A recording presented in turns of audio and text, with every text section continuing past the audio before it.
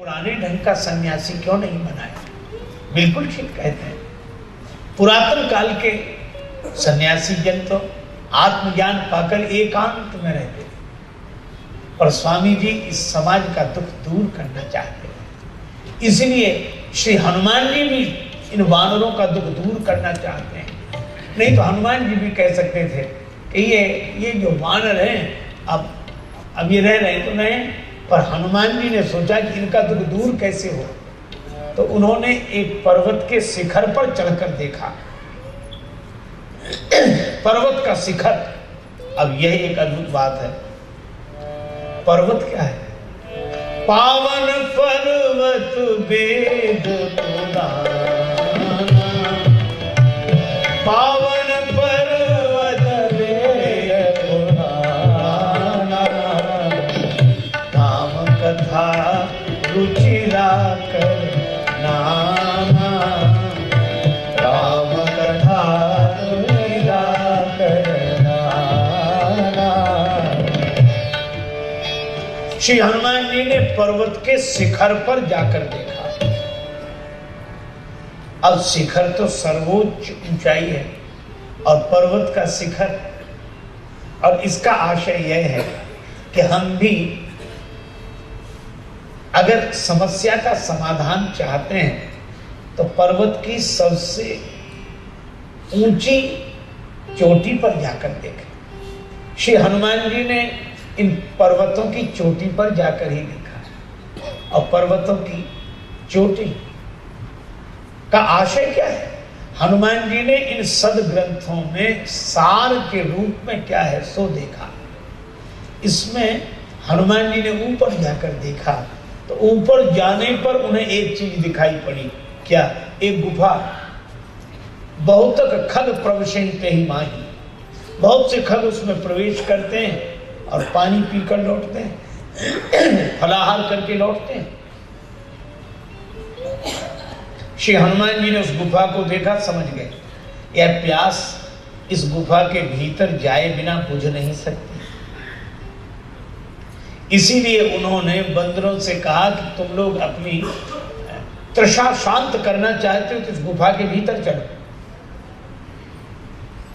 और जैसे श्री हनुमान जी ने यह प्रस्ताव रखा तो वानरों के प्रमुख श्री अंगद जी ने कहा कि हम तो गुफा के भीतर जाएंगे ही नहीं। क्यों? ये गुफा हमारे कुल के लिए अच्छी नहीं है। हमारे पिता बाली और चाचा सुग्रीव का झगड़ा ही इसी गुफा के पीछे हुआ। बाली चले गए, सुग्रीव बाहर रह गए। तब से हमने निश्चय कर लिया कि गुफा में तो जाएंगे ही नहीं आगे आगे चलकर,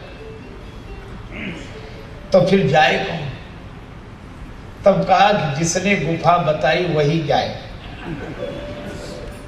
तो गुफा बताई किसने? कहा हनुमान जी ने।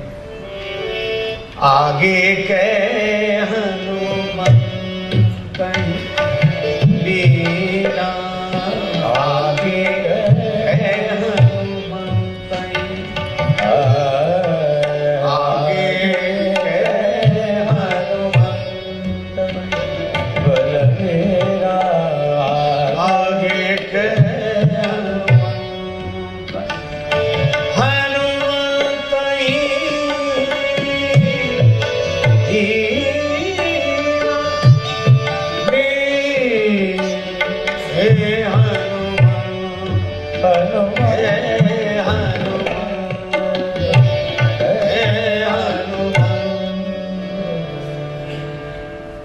अब ये बंदर खोजते खोजते भटक रहे, प्यास के मारे परेशान।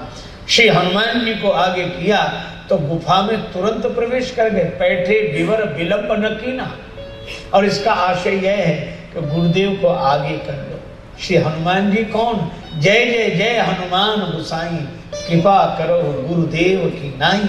और गुरुदेव को आगे कर लो तो फिर इस गुफा में प्रवेश सहज हो जाता है।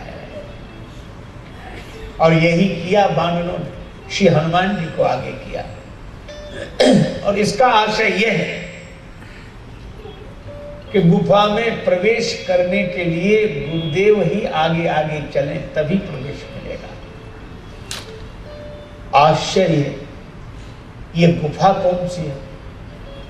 अगर विचार करके देखा जाए तो अंतर्मुखता ही यह गुफा है, और कोई भी व्यक्ति बिना गुरुदेव के आगे चले बिना अंतर्मुखी हो नहीं सकता।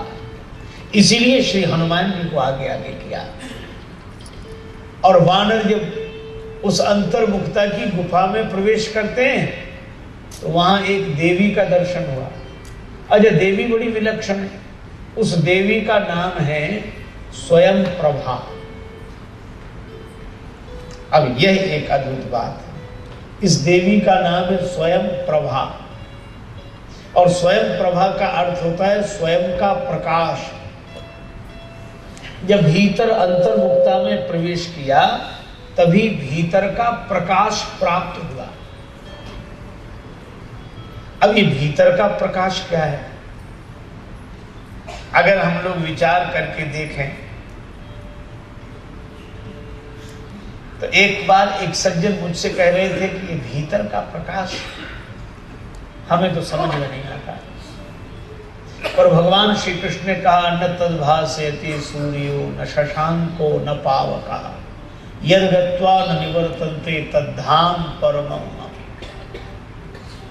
उसे सूर्य प्रकाशित नहीं कर सकता, चंद्र प्रकाशित नहीं कर सकता, अग्नि प्रकाशित नहीं कर सकता, वही सबका प्रकाशक है, वह स्वयं प्रकाश है।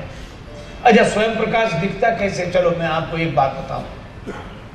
आप रात्रि में सोते हैं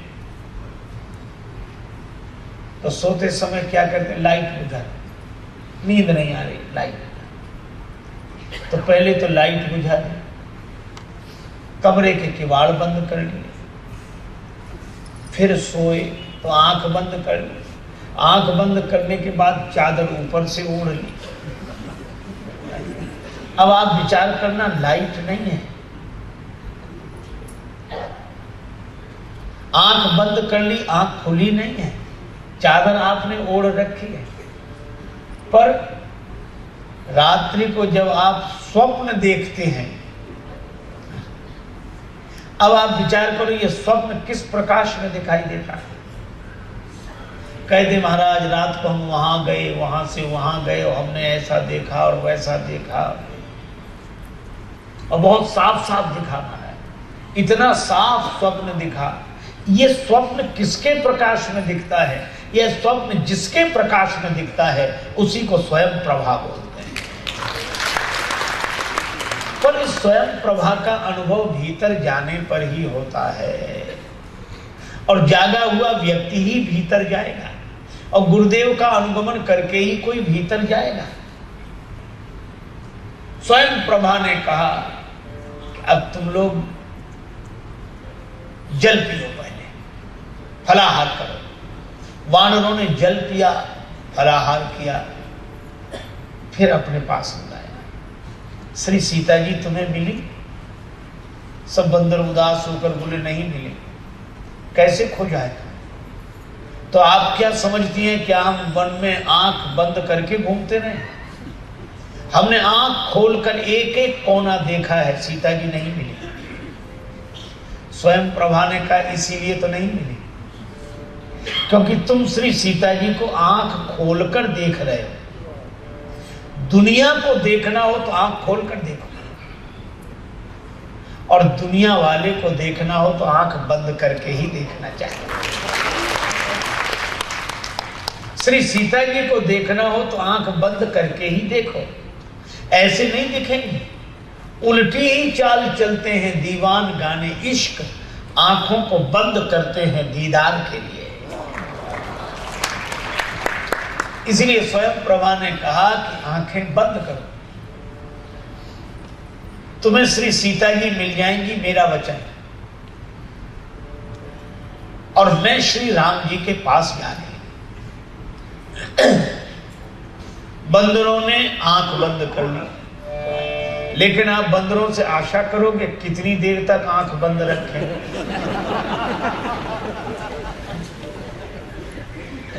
बंदरों की विशेषता है कि आंख बंद करके तुरंत खोल देते, कोई खतरा ना हो। तो इन बंदरों ने आंख तो बंद की, पर ज्यादा देर नहीं। नयन मूंदी पुनि देख वीरा मूंदी पुनि देख नयन मूंदी पुनि देख वीरा ठाणे सकल सिंधु के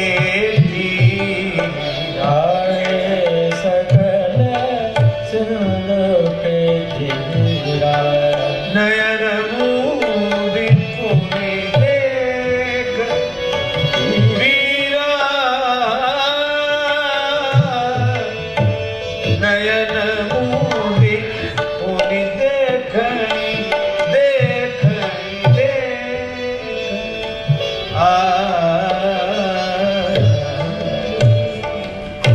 बंदरों ने आंख तो मूंदी पर तुरंत खोल दी।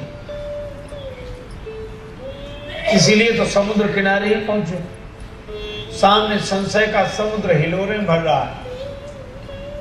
इसका अर्थ यह है कि स्वयं प्रभा के वचन पर पूरा विश्वास हो गया होता तो वानर वहीं पहुंच जाते जहां सीता जी थी, पर थोड़ी आंख बंद की और फिर आंख खोल दी। समुद्र के किनारे सब पहुंचे। अब आपस में चर्चा करते हैं कि श्री सीता जी का समाचार नहीं मिला। अंगद जी ने कहा हमारी तो दोनों ओर से मृत्यु होगी। यहां न सुध सीता कह पाई, वहां गए मार ही कपिराई। वहां सुग्रीव जी वध करेंगे, यहां सीता जी नहीं मिली। दो प्रकार भई मृत्यु हमारी। पर चर्चा यही करते हैं कि श्री सीता जी मिले, श्री सीता जी मिले। गिरी कंदरा में संपाति ने जो सुना, कहने लगा आज सबनी कहूं भक्षण करऊं, आज सबनी कहूं भक्षण करऊं। दिन बहुत गए, बहुत दिन से भूखा हूं, आज सबको खा जाऊंगा। तब इन लोगों को लगा ये गिद्ध और अपशकुन, तो सब डर गए कि अब तो हमारी मृत्यु होगी। लेकिन अंगद जी ने विचार पूर्वक कहा धन्य जटायु सम को नाई, धन्य जटायु सम को नाई, धन्य जटायु सम को नाई, धन्य जटायु सम को नाई, धन्य जटायु सम कोई नाई। जटायु जी जैसा कोई नहीं। अब संपाति ने जटायु का नाम सुना, सोचने लगा इन वानरों को कैसे पता जटायु के बारे में। संपाति ने आकर कहा कि तुम लोग डरो मत, जटायु को तुम कैसे जानते हो।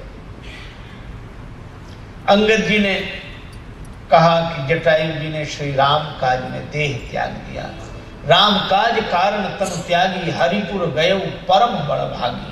वे परम बड़भागी हैं, हरिपुर गए। अब संपाति ने सुना तो सोचने लगा कि जटायु चले गए। जटायु मेरे अनुज हैं, मेरे भाई हैं। मैं समुद्र किनारे जाकर उनको तिलांजलि दूंगा। और वहां गया, समुद्र किनारे वानर उसको लेकर गए। उसने जटायु जी को तिलांजलि दी, उसके पंख उदित हो गए। उसने अपनी कथा सुनाई कि हम और जटायु भाई भाई सूर्य को पाने के लिए गए, वह तो लौट आया, मैं चला गया, मेरे पंख जल गए। मुझे चंद्रमा नामक महात्मा ने अपनी गोद में उठाया और उसने फिर मुझे जगाया। मुनि ने जगाया। कैसे जगाया? का देह जनित अभिमान छुड़ावा, मुझे मेरी देहाध्यास से मुक्ति कराई।